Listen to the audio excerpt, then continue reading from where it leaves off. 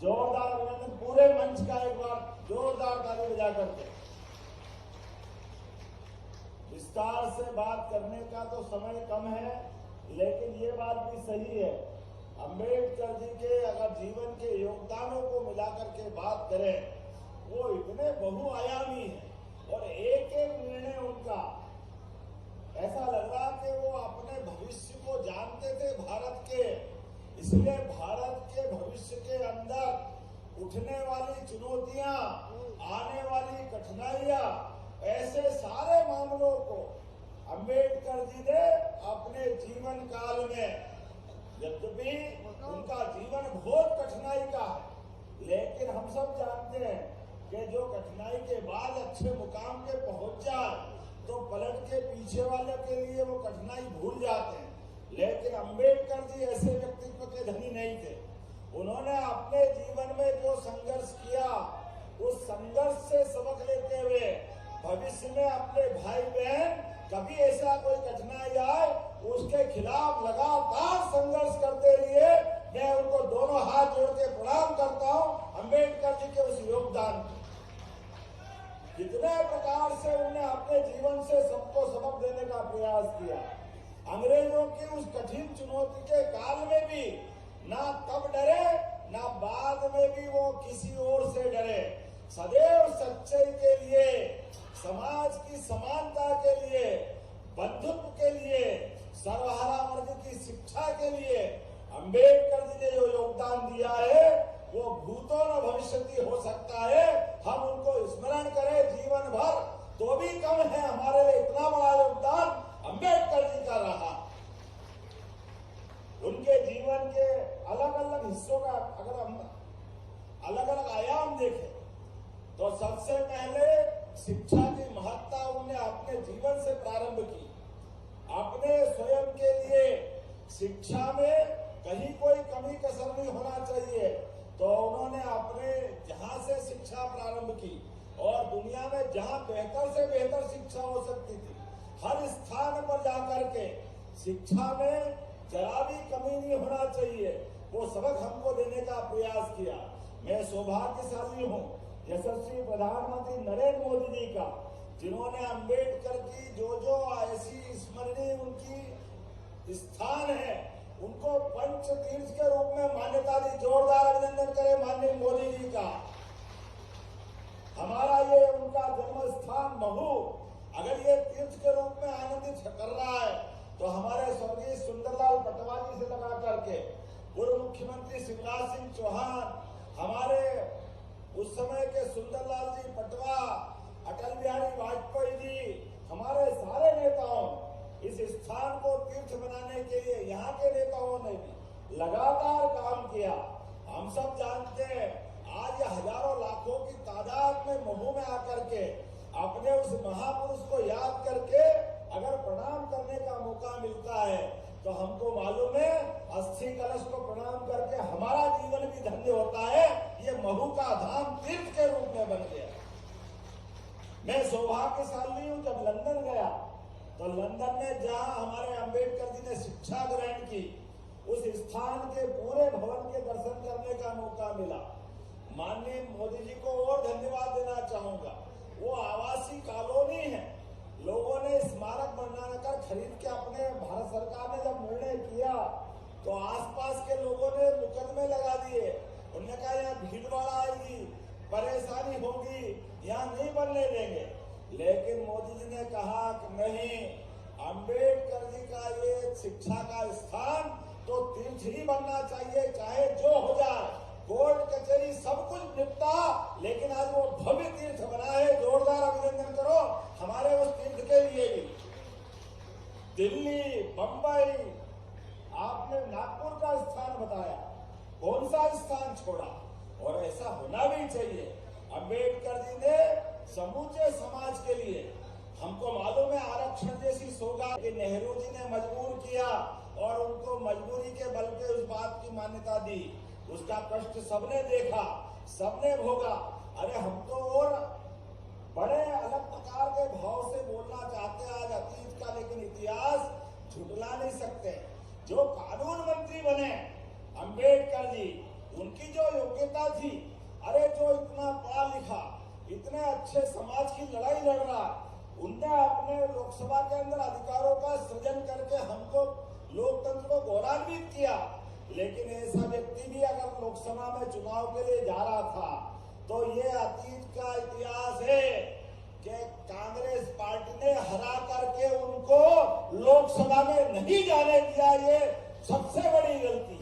कल बीती रात ही नरेंद्र मोदी जी ने इसी जन्म स्थान महू आने जाने के लिए दिल्ली से राजस्थान के मार्ग पे एक नई रेलगाड़ी देने की सुविधा दी। जोरदार ताली बजाओ।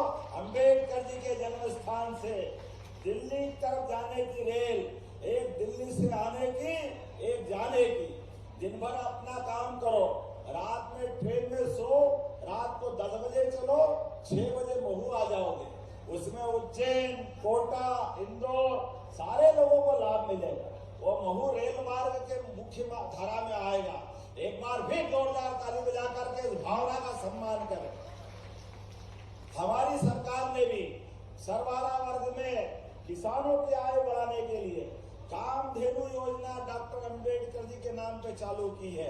जोरदार ताली बजाया हमने अपनी इस योजना के लिए।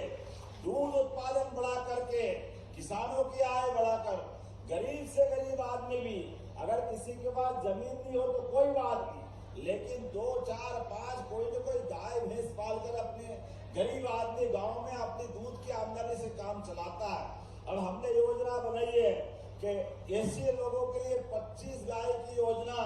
अगर हमारे एससी वर्ग के लोग, एसटी वर्ग के लोग अगर दूध डेयरी की आमदनी खोलेंगे तो उनको 30% अनुदान देंगे। 30%। जोरदार ताली बजाए हमारे मुख्यधारा में लाने के लिए। आपको सबको धन्यवाद देता हूं।